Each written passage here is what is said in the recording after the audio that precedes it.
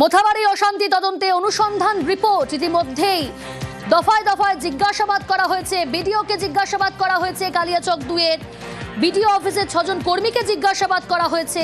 জানতে চাওয়া হয়েছে বিচারকদের কাছ থেকে, এনআইএর তরফ থেকে, যে কি ঘটনা ঘটেছিল, কি ঘটনার সম্মুখীন হয়েছিলেন বিচারকরা, এই সমস্ত কিছু নিয়ে তারা রিপোর্ট, যে অনুসন্ধান রিপোর্ট মোথাবাড়ির অশান্তি তদন্তে, সেই অনুসন্ধান রিপোর্ট দিল্লির অফিসে এনআইএর রিপোর্ট ইতিমধ্যেই। রিপোর্ট নিয়ে কলকাতা থেকে দিল্লিতে আইজি সোনিয়া সিং। আরো ডিটেল জানার চেষ্টা করব। অনুপ রয়েছে আমার সঙ্গে। অনুপ, কি জানা যাচ্ছে, কি উল্লেখ রয়েছে রিপোর্টে? অনুপ, শোনা যাচ্ছে? মালদার যে মোথাবাড়ির ঘটনা, সেই ঘটনা ইতিমধ্যে 3 দিনের যে তদন্ত প্রক্রিয়া চলেছিল, সেই অনুসন্ধান রিপোর্ট ইতিমধ্যে দিল্লি এনআইএ দপ্তরে পাঠানো হয়েছে।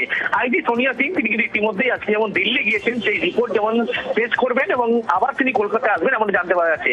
গতকাল বিডিও অফিসে মোথাবাড়ি অঞ্চলে 22 জন বিএলও তাদেরকে জিজ্ঞাসাবাদ করা হয়েছিল।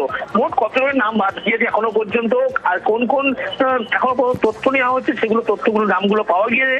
সেই তথ্য নাম অনুযায়ী এবং বিচারকদের উপরে যে হামলার ঘটনা ঘটেছিল, সেক্ষেত্রে যে পরিস্থিতি হয়েছিল, একজন মহিলা বিচারকের গতকালই তার সঙ্গে কথা বলে তথ্য নিয়েছে। ইতিমধ্যে সেই রিপোর্ট এনআইএ এর পক্ষ থেকে আইজিকে যেমন পাঠানো হয়েছে এবং গতকাল রাতে আইজির পক্ষ থেকে ডিআইজি কে পাঠানো হয়েছে দিল্লিতে।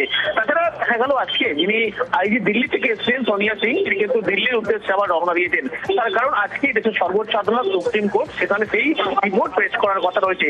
আনুমানিক 25 পাতার এই রিপোর্ট তৈরি করা হয়েছে, যে ঘটনা ঘটেছিল মালদার মোথাবাড়ি এলাকায়, সেই ঘটনার রিপোর্ট সুপ্রিম কোর্টে পেশ করবে। সেই রিপোর্ট নিয়ে দিল্লির পথে সোনিয়া সিং।